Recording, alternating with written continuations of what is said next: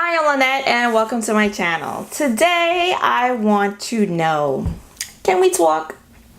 I want to talk to you today about the $20 single eyeshadow. Is it dead? Is it buried? Should we throw flowers on its grave? If you like these types of videos, go ahead and hit the like button and consider subscribing because I do beauty related videos here on my channel every Saturday. Can we talk? Let's talk. Fairly recently, Dose of Colors came out with their new eyeshadows. I forget what they're called. They're Eyeshadow Singles Party or something.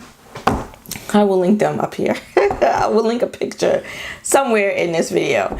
And they, of course, Trend Mood on Instagram, Trend Mood 1 on Instagram had them there early before they launched. They had pictures of them and they look beautiful. The packaging is beautiful. They had this blue that's really popular. These greens, gorgeous, sparkly, very nice. People, of course, were getting really excited. I got a little excited. I was cautiously excited because Dose of Colors, they're expensive. So I was cautiously excited, but I thought to myself, depending on how much they cost, I might, want to pick up one or two of them. So everybody in the comments section was like, oh my God, I might have to get them all. There are 10 of them. Oh my gosh, I'm going to have to get them all. Well, that was until the price dropped, until the price was announced. And they launched them at $20 per shadow. Yes, you heard me right. $20 per shadow. Now, I think you get a fairly good amount. I mean, they're a bigger eyeshadow. They're not your little standard 0.05. I think they're like anywhere from 0.07 to 0.09, somewhere like that. They come in a nice little single compact. It has a mirror. I don't know if I've ever seen a single eyeshadow with a mirror compact, but it has that.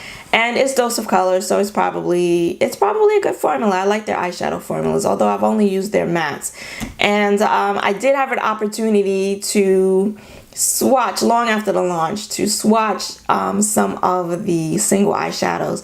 And to be honest with you, I was kind of like, they're all right. They really reminded me of the shadows in the Moon Dust, in the Urban Decay Moon Dust palette. And these are just really, really glittery. And those Dose of Colors shadows remind me of that. They had pigment, they had color, but they had a lot of glitter too. And I just felt like not something I would probably be reaching for a whole lot for $20. And so going back on Trend Mood's page, once the price was released, a lot of people felt the same way. A lot of people were saying $20. And they were bringing up the comment like, for $20, I can get a whole ColourPop eyeshadow palette, or I can get more affordably priced eyeshadows that are very good quality, like ColourPop. You know, if you've been here before, how I feel about ColourPop shadows. Love them. And Inglot eyeshadows are $7 and you get a nice big size. Makeup Geek, yes, Makeup Geek still sells eyeshadows.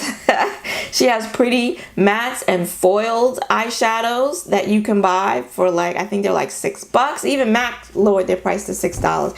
And Anastasia Beverly Hills, her singles are $12. You can get Pat McGrath eyeshadows, which are fabulous. You can buy the whole palette, $125. I know that's a lot of money, but if you break it down, it's $12.50 per shadow.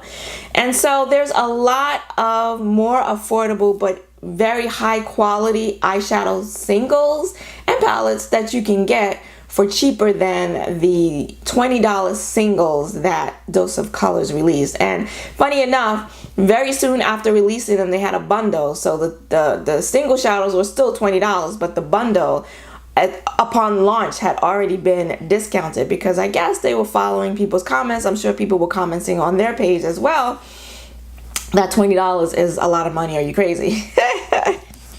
So I wanted to ask you, is there still a market for $20 eyeshadows? Now, Makeup Forever, if I remember correctly, they're still making $20, $21 eyeshadows. I only buy Makeup Forever shadows at IMATS.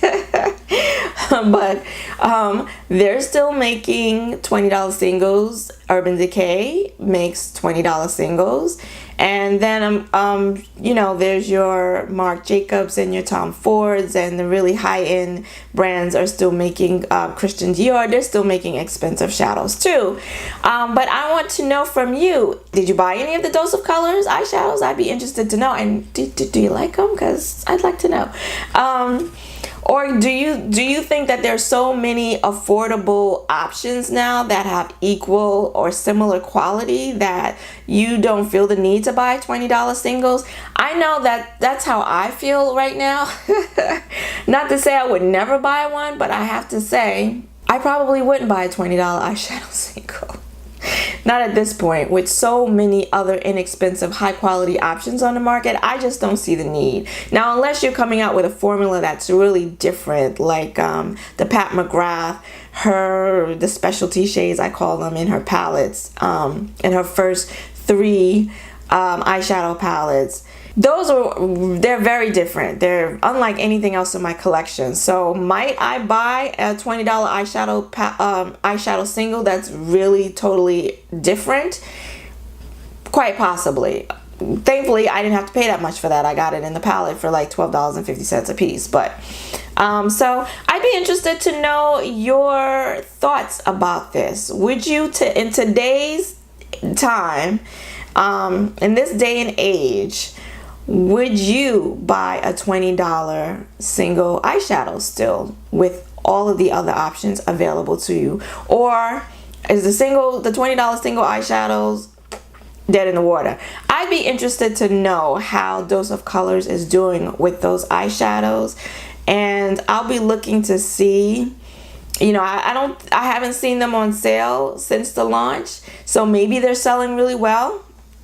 And there's a lot of people that like their brand or like the shadow so much, or bought the discounted like vault of them, the bundle, that are still buying $20 eyeshadows. So I don't know, but I'd be interested to know how they're doing with that. And I'll be interested to see if during the holiday time, will they be on sale along with everything else that's usually on sale, because I don't think I've seen their singles on sale as of yet. I could be wrong.